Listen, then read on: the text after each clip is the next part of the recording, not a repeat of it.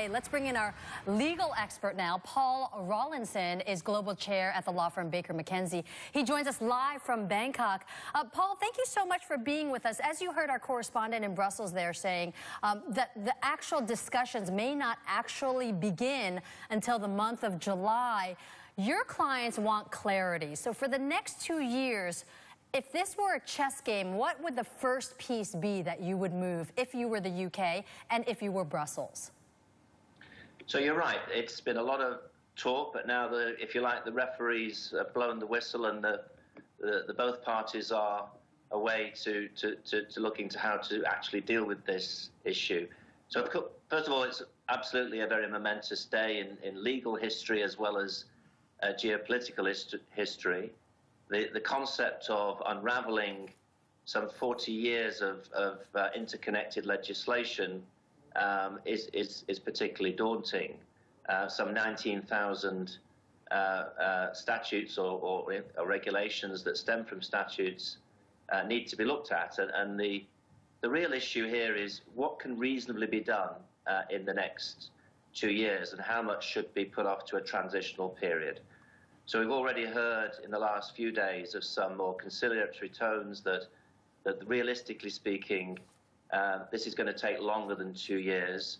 I think what businesses need is as much clarity as possible from the early signs of negotiation as to what it is, what's the framework, what are we looking at as the framework. And a lot's been said about the UK's position, but really from a bigger perspective, it's the European Union, the strength of the European Union, which is fundamental here, and that has to be a primary consideration for the negotiators from Brussels. Paul, so you're making the case that this is going to be very complicated and 2 years may not be enough time.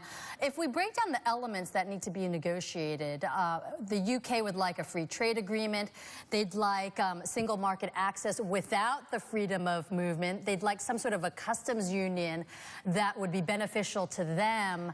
There's also talk about some sort of a customs union for certain sectors, which would sort of be like a half in, half out idea. So it's really complicated. There are a lot of balls in the air.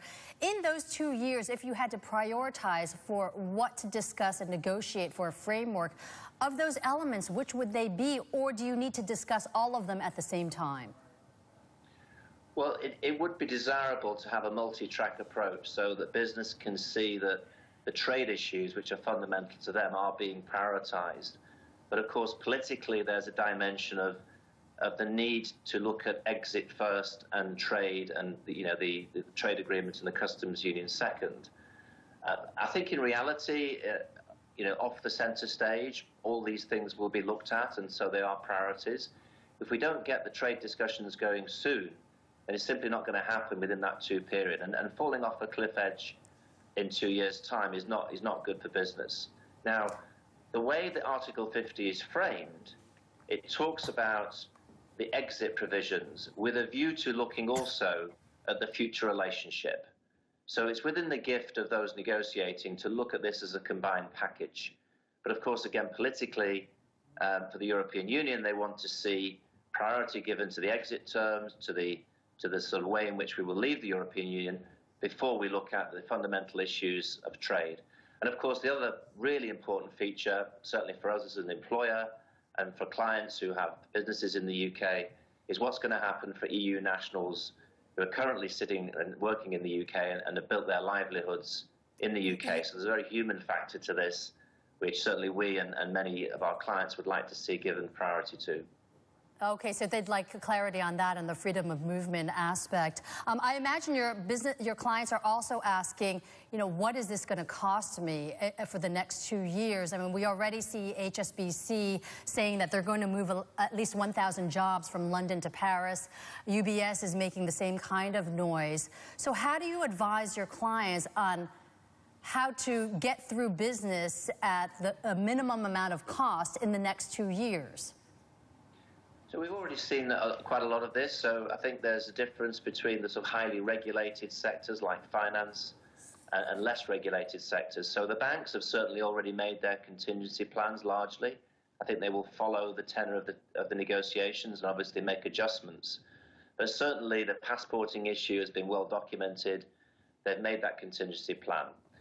When we've talked to clients over the last few months, they have talked about still investing in the UK. There's not a stop, but there's certainly a contingency planning that's going on with all our clients. And when you get beyond the issue of where to locate in the EU, whether there is an impact of people leaving the UK, the next issue is the supply chain. When you're doing business across the European Union, including the UK, how are you going to have to amend your supply chain to cater for the new circumstances? And I think that's still something that clients are looking at because they don't yet know what that's going to look like. Paul Rawlinson of Baker McKenzie joining us from Bangkok, where he's talking to clients there. Well,